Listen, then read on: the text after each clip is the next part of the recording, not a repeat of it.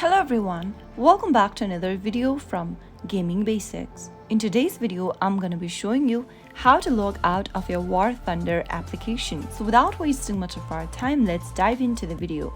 First of all, open your War Thunder application and make sure that you're inside this page. From the main home page, go to the top left hand corner and tap on your profile picture. This will then open up the Accounts tab, from where you will need to tap on Switch User. Now in the pop-up, tap on Logout and there you have successfully logged out of your War Thunder account.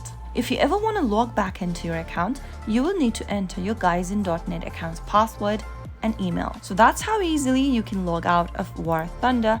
If you found the video to be helpful, go ahead and give us a thumbs up. Don't forget to subscribe to our channel by hitting the subscribe button.